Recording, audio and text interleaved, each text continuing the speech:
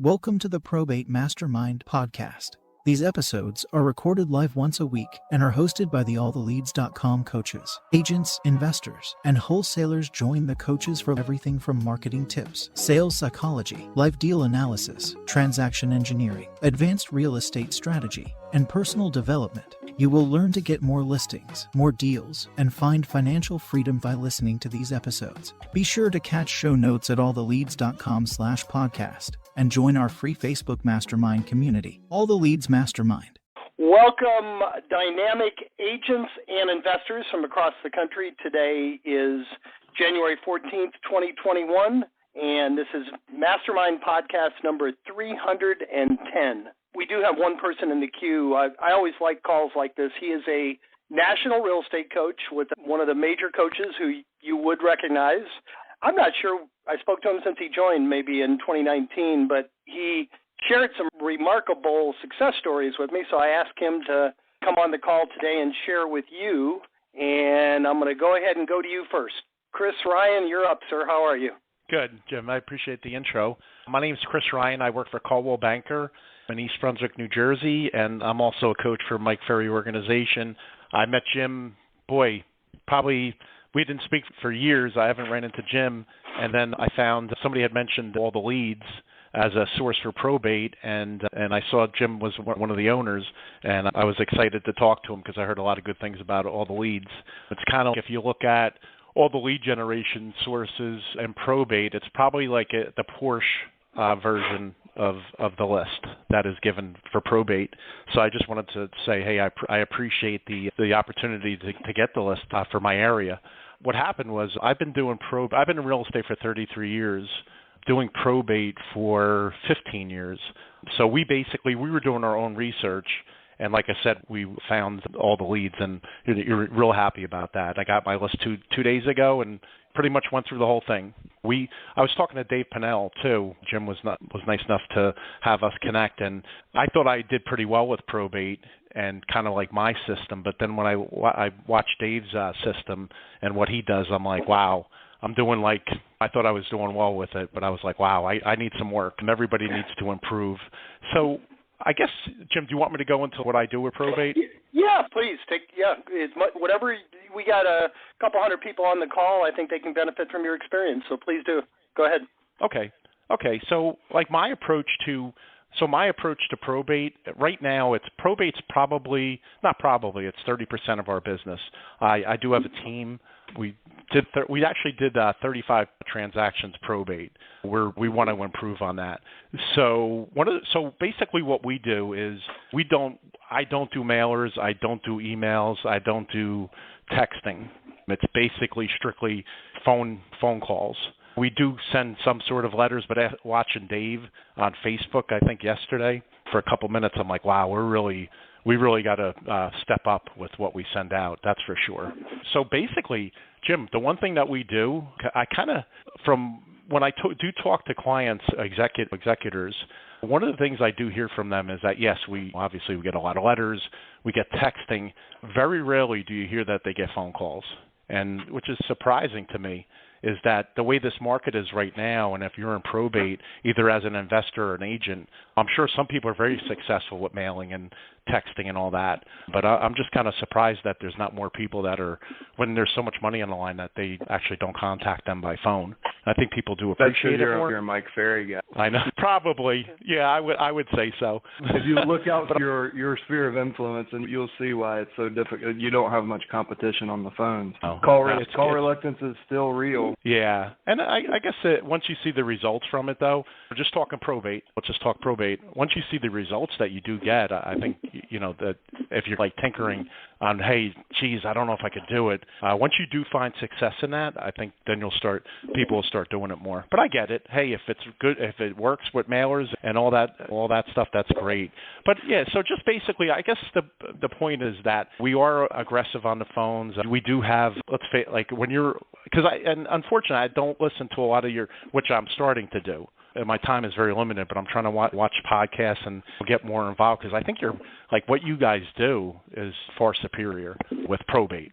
I can't get in trouble with Mike. I don't want to get in trouble with Mike. More of with the probate. You guys do provide a great service. But one of the things I wanted to just bring up too is that because the inventory is so tight right now, if somebody if you have a lead, I guess the major thing too is lead follow-up. Like when you do get a contact right now and they're looking to do something, I think that speed is so important right now. Like you can't have anything linger. If somebody says, hey, great, Chris, you know what, give me a call back in a month. I think one of the things that we really have to start doing is asking more, like one of the things I do with my coaching clients, and Mike, and I get this from Mike Ferry, is that we have to ask more questions. Like you have to ask the executors more questions. Obviously, what's holding you back from doing it now? We have items in the house. Great. Obviously, the typical. Would you sell it with the items in? So you really have to ask a lot more questions right now because the person that calls behind you or mails behind you or knocks on the door, they're going to be aggressive and they're going to get that client from you.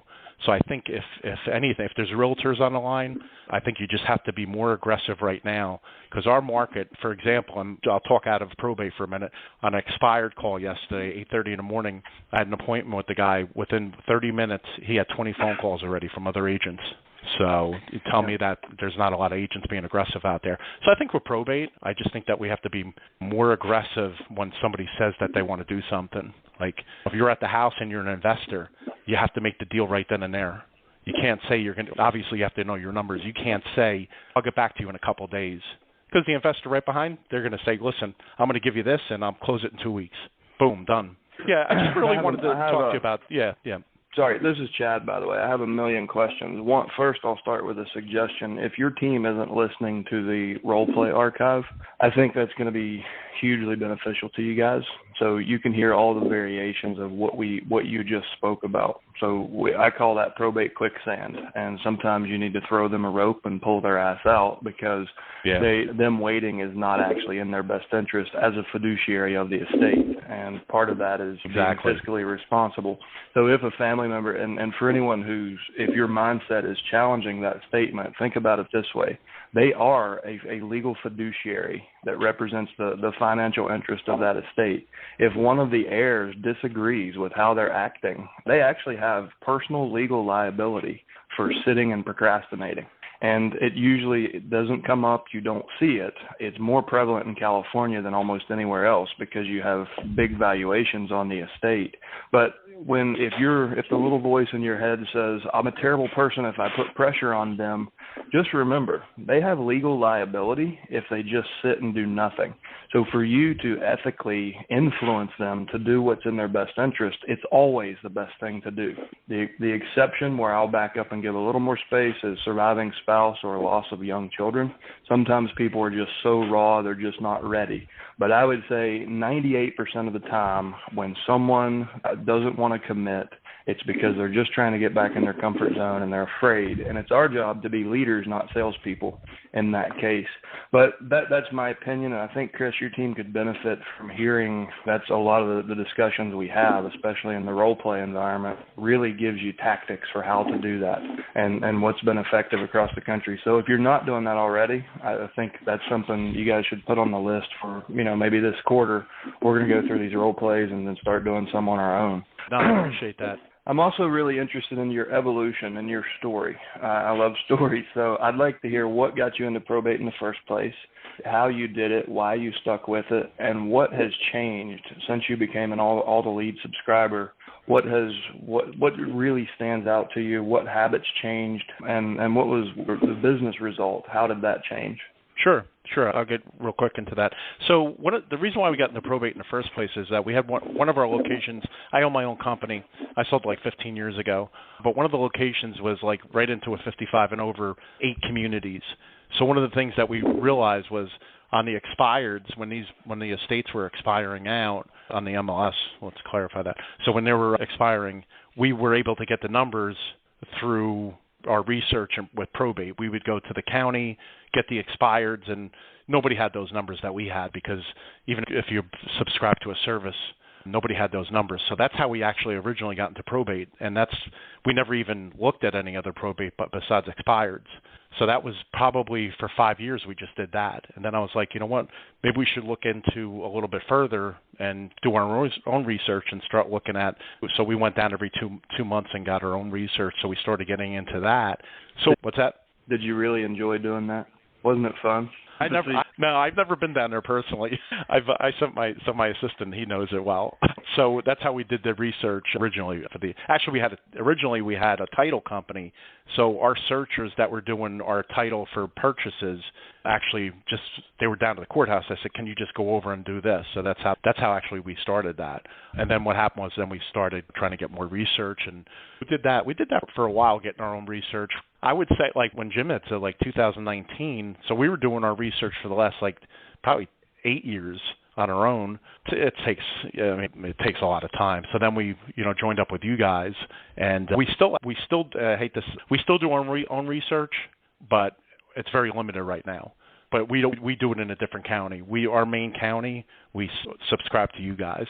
So what's changed though is that since we have everything in front, your numbers are great. Your your numbers are fantastic. The information that you guys provide. And what's great about it, too, is that so you have the executor, but not only that, you obviously provide the attorney.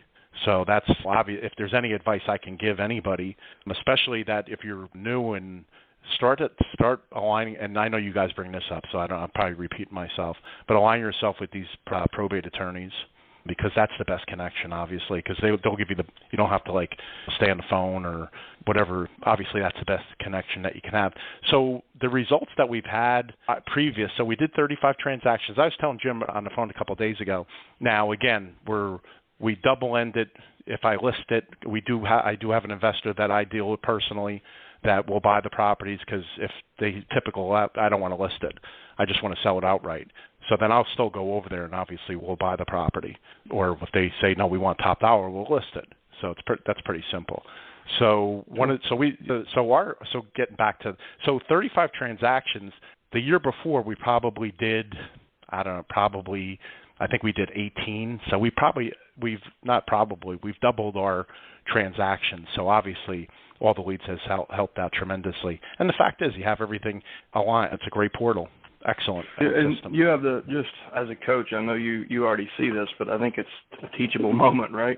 Like the difference is 100% increase in business just by doing more dollar productive activity, less research, more prospecting. Is that a fair summary? Yeah.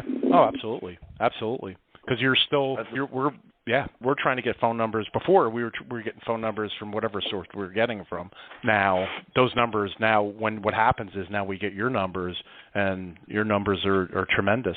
And there's cost to that, and that's why for your cost factors, whatever people pay for that, geez. And I'm sure you guys bring this up. Like one trip, like yesterday. Yeah. So I got my new list 2 days ago, and I got 350 people. So my contacts yesterday, I made 40 contacts yesterday, just probate, strictly probate. So 40 contacts, met with somebody today. We're going to buy the property, a deal already. Actually fell through. There was a foot of water in the basement. I fell through the stairs, and I caught myself. My phone fell. It landed on the steps, thank God, so I didn't lose it. So anyhow, we bought that property, and I got 3 other people. I got a listing appointment next week. So, that's not a regular occurrence. It just happens. We were pretty on yesterday. So obviously, for what you guys provide, it works. Yeah. Thanks for that, man, and being really transparent. One of the big struggles we see is people step over dollars to pick up dimes. And I just appreciate having someone with this much experience in the industry be so transparent and let people see under the hood of what you have. Thanks so much for being here and contributing. I'll give other people a chance to talk. No problem. And by no means I'm perfect. I make I make mistakes like anybody else. And I would say that just from listening to Dave and just listening to your stuff, I have so much to learn, and I'm looking to learn it with you guys with probate. I appreciate you guys' time, and thank you for the time to have my talk today on the phone here. So appreciate it. Thank you very much. Chris, I'm sure you inspired a lot of people, and I know you got to go, but it's totally coincidentally the next person up in the queue is Dave Pannell. So if you want to hang in there. All right, he's up next. Thank you so much, Chris. We appreciate you. Take care. Thank you. David, you're up next, sir. And we didn't plan this, did we? No, thanks. I had a good conversation with Chris yesterday, and it was enlightening.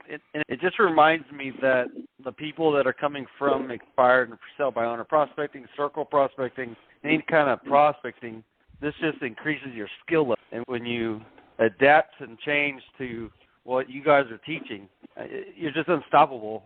And I haven't prospected probate probably since August last year. Things happen in life. I got a remodel going. Blessings, man. It's praying that things will go right. And assignment fees are at $110 right now off of about 5 probate leads. So it's $110,000 that we're going to be making in assignment fees in February. Wow.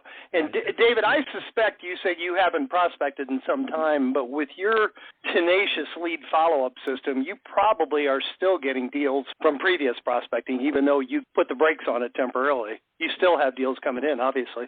Absolutely, and that's what I was on. Yeah. Thank you guys for letting me do that video on the mastermind, because you got the letters do work, but we can't be so generic that we don't. It's like I told people yesterday, you can't be so generic that they're just going to throw your letter away and be like all the investors, all the other realtors. And Chad speaks of it as just the USP. How can we turn that USP into a emotional tie down?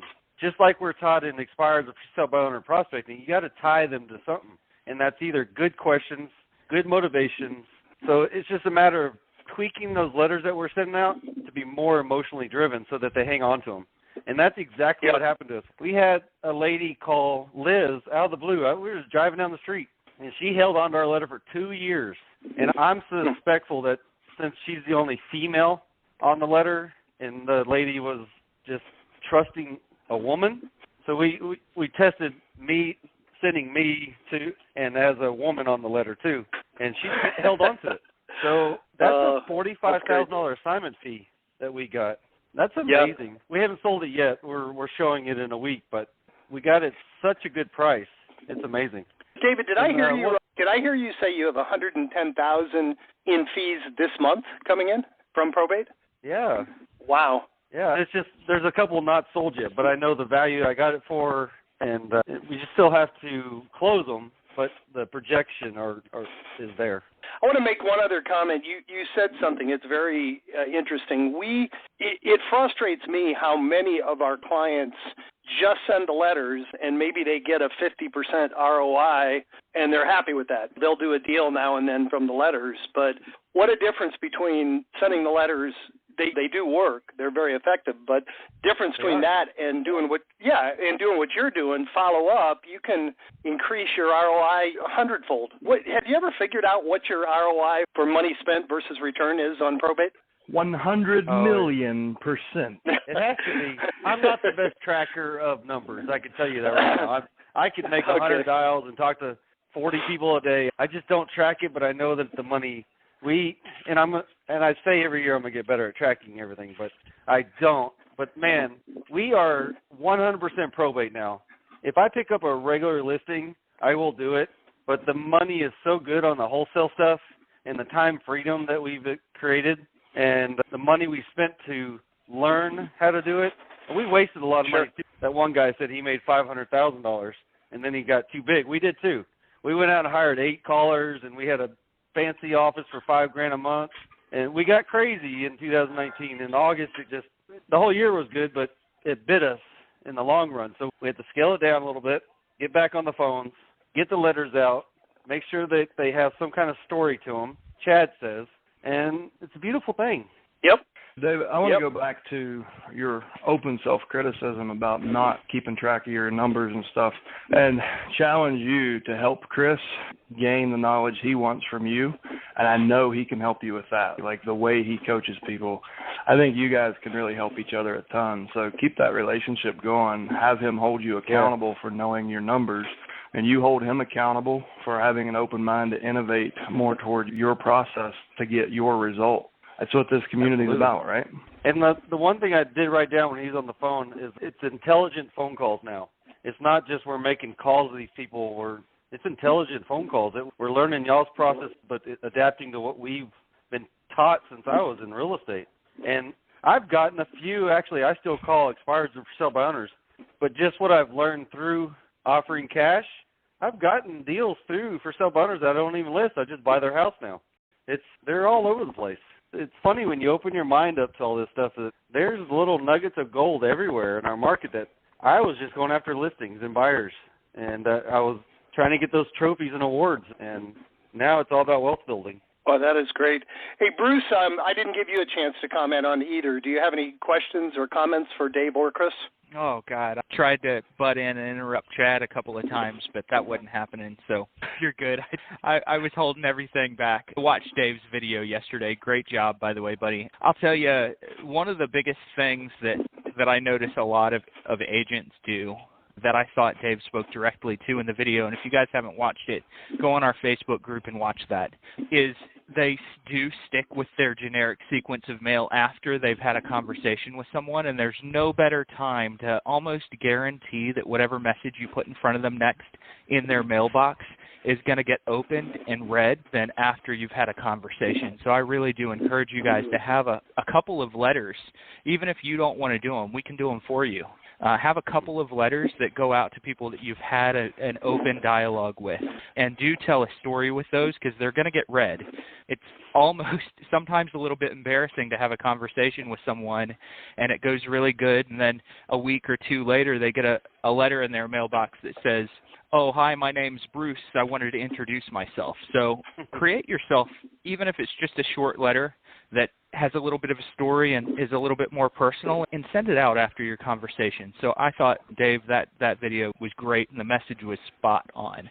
Now, if you haven't read the book, Story Branding, go get it. It's probably $9 on Amazon. Download the audio, and you're going to change the way that you market to people for life. And also YouTube Donald Miller, who wrote that book. Amazing content on telling a story. I don't know why I didn't see it before. Yeah. Thank you, guys. Good. Thank you so much. Bruce, are you done? Any other comments? I want to kind of beat up on myself a little bit and our team, but it's going to fit really well with what Chris said before, is don't be afraid to sometimes push for that appointment. There are a lot of people that plan on using us, even if we've had 2 or 3 conversations with them, or in my team's case last week, 7 or 8 conversations with someone who said, "Hey, don't worry, we're definitely using you guys," and you just kind of don't push for the appointment. We had a situation where we called someone back that had all but guaranteed that they were going to sell the house directly to us. And they said, "Hey, no, we ended up getting a call last week from someone that we spoke with for the first time, and they made us an offer on the spot, and we couldn't turn it down." Hey, Bruce, that's me calling, by the way. Yeah, it probably was you. Except I know you didn't call since August, so never mind. Yeah. Don't be scared to go ahead and close the deal, because just because someone thinks that they're going to use you doesn't mean that someone with a stronger close isn't going to come in on your coattails and close it. There are times to go soft. God knows I coach a lot of people on how to set up the next call. But there are other times when you got to read someone and know that they're ready and they're just in quicksand, and someone might get them out of quicksand no matter how good the relationship you've built is. And if they get them out of quicksand and you're not on the phone with them that day closing, then you're going to miss out on the deal. Awesome, guys. Thank you. Hey, David, we thank you as always, man. Come back every week. You've always got some great nuggets to share. And thank you, Chris, both of you guys. You complimented each other very well, and we expect to hear great things from you. Keep up the good work. We've got 5 others in the queue, guys, so we should have time to get to everyone if anybody else wants to jump in. We now have 7. Good. So that should take us up nicely to the top of the hour. Next up is phone number ending in 5464. You're up next. Hey, it's Eddie in Kansas City. Yes, sir. I tried to get on the call, I think on New Year's, I don't know, somewhere around there. And a bunch of people we didn't have it, obviously, or the New Year's Eve. But I got a few updates. Today I'm actually picking up, I'm going to go to the guy's house that I'm getting for $40,000. We had a few snafus in the title, got those cleared up. I had to call the heir of somebody who died in the 80s to sign an affidavit stating the marital status. But now I'm picking up the seller at 3:30 to take him to closing today. So that is all finally coming to a close, thankfully. You've been talking about that. You've been talking about that one for a while. How long have you been working on it? Oh, I've been working on that deal since August of 19, probably. Yeah. Yeah, I got it under contract, I think, like the beginning part of December. And so we were supposed to close this before the end of the year, but we're close enough in my mind. Sure. Good job. I have a question I don't know if anybody else has had this problem. I sent this to my support. Eddie, we lost you. You still there? Eddie? Chad, you can't hear him either, correct? No, he just slowly faded out before he could out. Eddie, Eddie, jump back in the queue, man. If I see you, I'll reconnect you. I think his cell went dead. All right. I can't answer your question because you didn't finish it, but hopefully we'll talk again. Chad, can you hear me? I can hear you fine. Bruce, can you hear Gemini? I can hear you. Maybe it's the three of us hanging out on the line together. Okay, somebody is there now. 0306. Are you there? Can you hear me? Okay, yes. I think you were muted. Go ahead. Awesome. Hi, everyone. I'm from Austin, Texas. I got a quick question. Can you hear me? Yes, go ahead. Yes, I was saying. Awesome. All right. So my question is, I'm working with this probate lead that I got an appointment for, and it seems a pretty promising, ready-to-go deal. But to my surprise, they have a reverse mortgage on the house. And the house is pretty, what the loan balance conversation was over the phone and what the market value is, they can sell. But I haven't sold a house with reverse mortgage. Is there anything I should know about that I should be guiding them for added holding cost? Because they were thinking about cleaning it up and all that cool stuff when the market is too hot, and I think we can move it really quickly. So I would love to know the reverse mortgage details on what we should be watching out for. And it could be a motivating factor conversation we can have for where if you hold on to a reverse mortgage, there's added cost per month. The biggest thing you need to be aware of is the timeline, Rosie. Most of the fine print, usually the fine print in the note will say when the mortgagee moves out, whether that's a death, downsizing, whatever the reason, when the home becomes vacated by them, that starts a 180-day clock. So typically you have 180 days before the lender will send you a notice of default. So the first question is, how long has the home been vacant? Has anyone notified the lender? It has been 2 months, and they have notified the lender. Yeah, so you have a very comfortable 4-month window to do whatever you need to do to sell the home. At the point you pass that 180-day mark, they could call the note due and start a default, but that's going to take who knows how long. So if they're looking, do you say they're looking to renovate and resell? Or renovate and sell? No, they just clean up. There's a lot of personal stuff that they want to make sure they sell and distribute. They seem to be very emotional and sensitive family. I've recommended them how they can just sell the real estate without probate, but it seems like there's emotional sentiment, so they want to do it right by their mom. So they're cleaning it up, and it probably will take another month or so. But it seems like we have time from your conversation on reverse mortgage. That was the main thing. Yeah, I think your window of time is plenty, considering the market. You don't have any unusual expenses to worry about. No one's drawing down. It's essentially a line of credit, and it's probably already drawn to the 80% LTV. So nobody's drawing on that likely. There aren't going to be any other costs or anything. You just need to satisfy the note at closing. It seems like you've got a pretty straightforward, just more of a conventional sale. Nothing to worry about. Okay, very good. That's all I need to ask. Thank you very much. All right, we appreciate it. We got 2 more in the queue, guys. We probably have time for more, including the person we lost. If you get your phone charged and jump back in. Next up is phone number ending in 4512. You're up next. Hey guys, this is Richard in Birmingham. How are y'all doing today? Great, Richard. How about you? Oh, doing great. It's been a while since I spoke to you guys, but I just want to give you an update. Last year was my first full year with you guys. Of course, I've been with you, I think, now for about 1.5 years. And Chad told me the first time, of course, I did everything, pretty much followed everything you guys that lined out for me and everything. Went to mastery before I ever did anything on my first week. And so I finished last year with 54 or 55 deals, and 2 to 3 a month of those were from probates. Good wow, for you. That is great. Yeah. It's amazing. Yeah. And we only have 1 more in the queue, so if you don't mind, Richard, we'll spend a little time asking you some questions and interviewing you. Go ahead. Tell us a little bit about what you did wrong and then what you did right to do that many deals. I did my first few months with everybody. Of course, and Chad and I, we first talked, when I first talked with him the very first time in Mastery, I'm an old-timer, so I've always done expireds and for sale by owners, and he told me the first day, he said, # you'll have your best year ever. And, of course, it did with fighting through the pandemic, and then I also had from October through about the middle, I took about, I had surgery, so I was off for about 6 or 7 weeks in that time also. But the one thing of course, I'm an ex-educator and ex-ball coach and everything, so I learned early on in life to listen to what your coaches tell you to do, but I still do everything like I did from day one. I know a lot of people say that they don't call the spouse that's still in the house. I picked up a $300,000 list. I call everybody. I try to go to the out-of-state people first, and then I go with the in-state, and then, of course, the spouses are, but they're third on my list. But I do call every one of those, but I've kept on doing what I did from day one, and haven't changed. And of course, a lot of them is some of these are follow-ups, and so I think the most I've still got about 20 something that I'm still working with. I give them a call about every 7 to 12 days, and still following up with those. And I think one of the months I had 4 listings from Probate. So just pretty much I still do what I did from day one and stayed consistent with it.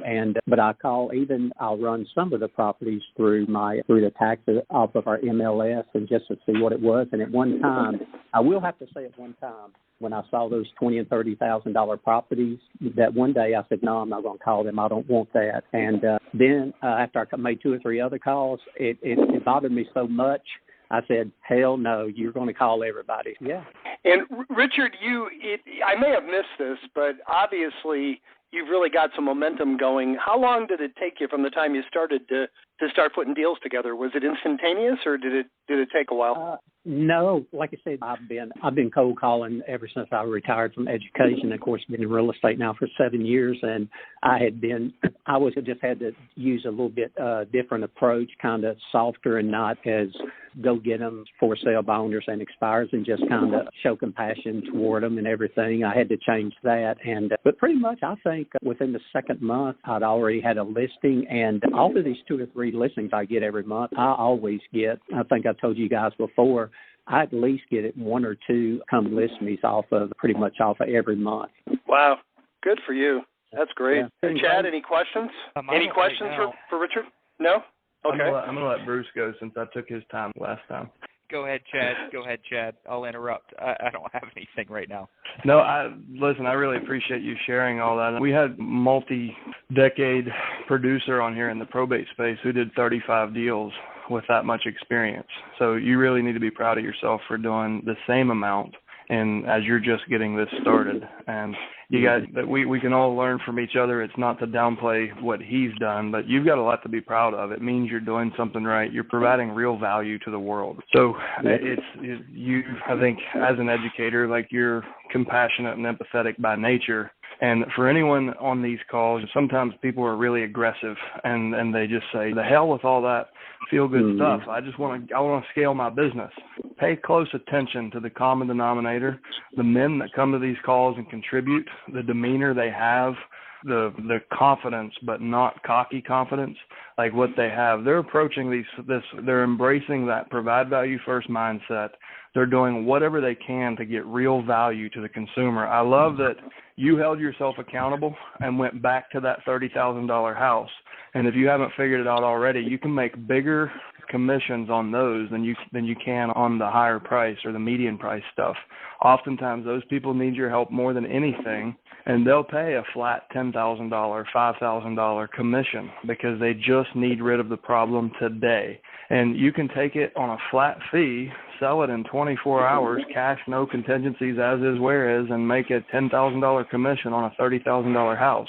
It's not that much different than wholesaling when people feel that level of motivation. So what I love is that you fully embrace, make every phone call. There's only one way to know where the opportunity is in this list, and that's to speak to every person and offer to provide value to them in any way you can. If you don't directly monetize that, you will eventually indirectly monetize it. They'll call back, they'll list something with you, they'll refer somebody to you.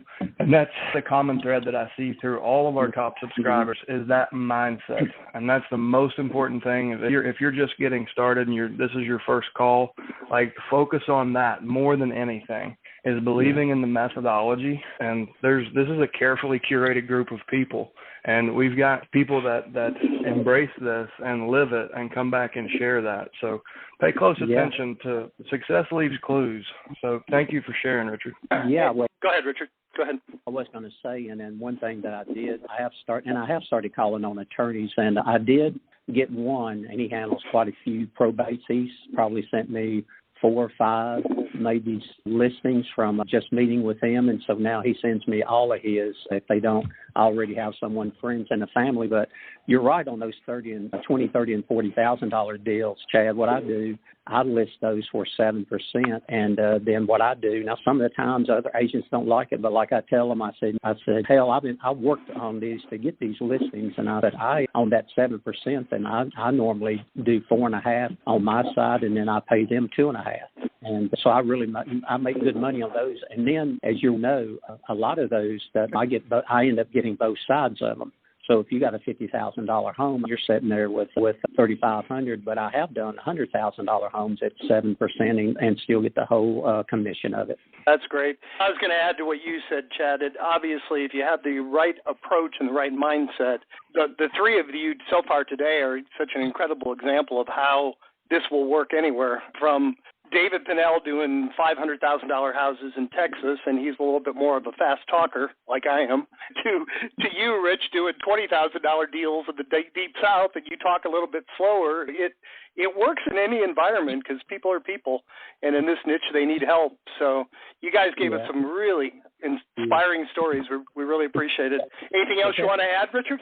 Just the only thing I can tell, for even if you're old or new to the program, is call everybody. Don't like I did. I only did it that one time, and like I said, it bothered me so much. I just said, no, you're not going to start doing that, and I broke my bad habit right off the bat. But you just got to do that and be consistent and call everybody. I don't care if it's a spouse or who it is. Like I said, I picked up that $300,000 listing because the wife had just passed away, and it was early. I think she had passed away. He had filed probate within the first 30 days, and boom, he was ready to be off to California to live with his daughter. And I came in and I was the first one to call him, and I was the first. So call everybody. I don't screen anything on any of my lists. I call everybody, and I just put the seed in their head. Hey, you might not need me now, but hold on to my letter, put it back, don't throw it away. And then later on down the road, if you do ever need me, then you've got my information to call me. Yeah. Great lesson. Don't prejudge your leads. We very much appreciate you. Thank you, Rich. Thank you, buddy. Y'all. Thank you, guys. All right, you too. We got 2 more in the queue. Next up is phone number ending in 9607. You're up next. Good morning or afternoon, wherever you're at, gentlemen. Yes, there you go. So the last I really looked at any of this was March. I actually had a call with Chad, and then COVID hit, and kids are out of school, and just a myriad of excuses. All of them are just that, they're excuses. I really want to get back into picking up the ball, and before I forget, Bruce mentioned something about story branding. Which book is that? Because I see on Audible there are at least a few different story brand names. Who's the author for that? Story brand, Yep, exactly. Okay. All right. And then as far as the mastery calls, I do remember later into the fall I heard Chad talking about mastery calls and him thinking that perhaps his October one, I believe, was probably the most robust call that you've done in a while. Does that still stand, or how does that look? December may have been better. That was the biggest class ever in the last live class. If you want, I can send you the recordings. I can send you both if you'd like. But I would say that October had more advanced, like wealth creation and asset protection and business structure in the Q&A, like the more advanced things, people who are further along. So they had 7 digits of revenue to protect, and they were starting to look at how to optimize taxes and protect assets. So that it was the most advanced course. December was definitely the longest we've ever done. Whatever you feel like is there's more advanced, more investor conversation, more advanced business strategies, and asset protection in October.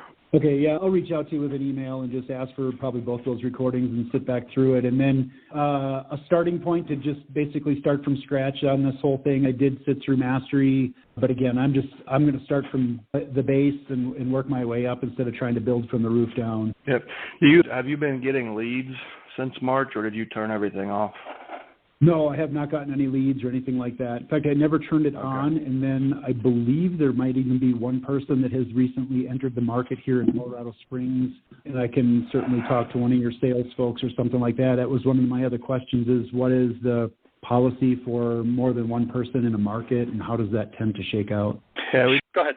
we definitely limit it, but some of the guys that you're hearing from, they're in markets that are sold out. We have guys doing over $1 million a year in GCI alone that are then sold out markets with 30 leads.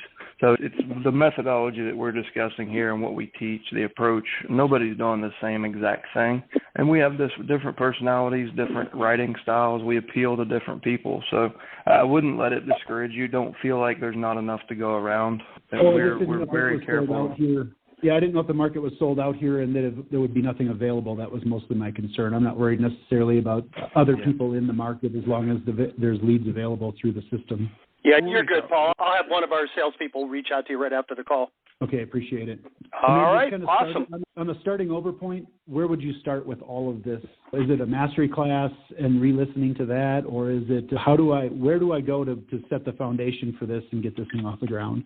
Whenever we get started, Bruce will do an intro coaching call with you to see where you are, where you want to be, and make some suggestions on how to do the right things in the right order. And along with that, I would suggest you've already made the investment. I would go back through mastery and just refresh that. And you should be lit up and very clear on what you're going to do after that.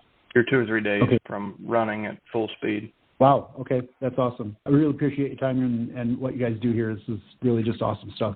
Thank you, Paul. Darcy will be reaching out to you shortly. She's your sales rep. I'll have her call you as soon as the call's over. All right. Excellent. Last up, this should take us nicely to the top of the hour, is phone number ending in 6231. You're up last. Hey, can you hear me? Yes, sir. Loud and clear. Hey, so I'm looking for some direction on something if there's enough time. Went on an appointment earlier. I spoke with this executor yesterday, set up an appointment today. Boy, it was tough. Everything she had covered. The clean-out crew, knew about the insurance, just about everything. It was, and then just hit about every roadblock I could. They were even considering using a friend as a realtor. I was going to charge them 3%. Boy, this is a tough one. But I still got an appointment together. And after looking at it, I actually brought, and I'm an agent too, but I'm mostly an investor, and I definitely thought it would be better serving her to somebody. Sure, if he listed, I can get a referral, but this is the expert's expert on waterfront homes, and he was telling her things about this property that she didn't even know. So I hope that impressed her or my approach, and I appreciate the education you guys are providing me and how I'm slowly learning some of the techniques and how I was able to demonstrate to her clearly. When I spoke with you last night, I mentioned I was an agent, and I told you maybe I'll list it, maybe I'll buy it, make an offer, but I wanted to bring Ken to provide you more value. It just feels so good saying that and coming across that. It's a tricky situation, and because I wouldn't say it's a total wreck, but she's asking for a lot more than an investor would want, and even my associate Ken thought the house would even be listed at. However, it's a crazy market. It's absolutely insane. So if the number is somewhat reasonable, I was thinking of wholesaling it. I'm wondering how you guys, and I haven't done much wholesaling, I've really mostly done rehabbing recently, but how do you guys approach that? How does David Pannell, who just was doing assignments left and right, so impressed to hear that and so encouraged by it, how do you guys approach that? So I'll shut up and let you guys tell me how you guys do it. Yeah, Chad, before you answer, listen to last week's mastermind call. We had a guy named Aaron that made $500,000 last year wholesaling. He was probably one of our most successful wholesalers. But the recording, you can go to our website or you can go into iTunes and listen to last week's call. Sure, Chad, any generic? The steps he was doing? Yeah, exactly. Okay, good. Chad, Bruce? Just the basics of it. You want to get the home under contract on a purchase agreement with if your intent is to wholesale it, give yourself a large enough window to find the buyer. Typically, most people are doing 30 days. And you can double close that if you don't want to disclose your margin, or you can assign the contract. And that's what most people choose to do because they're being upfront and transparent in the negotiation. So you can simply assign the deal. The other way that you can make much larger than normal revenues off of this is what I suggested earlier from a brokerage standpoint. If you're worried about liability and your broker doesn't like wholesaling, then take a flat fee listing for $10,000 and then don't offer a cooperating broker commission. And you just need to be prepared and to address that with the other agents in your market if they don't pay attention to the listing and they go show it. But you can get paid multiple ways. It really depends on what your business is, what your goals are, and how transparent you want to be with those sellers. Sure, and I have no problem with being transparent because I feel it always works out in the end, and you got nothing to hide, and you sleep better at night. Can you tell me, because the brokerage I belong to definitely does flat fees, because I often use a flat fee myself and I just pay out the 2.5% or 3% when I'm rehabbing and flipping a home. So how would it work? Would $10,000 is a flat fee, so would I be splitting that with the other realtor, or how does it work? That's your choice. What I suggested was that you don't offer a cooperating broker commission.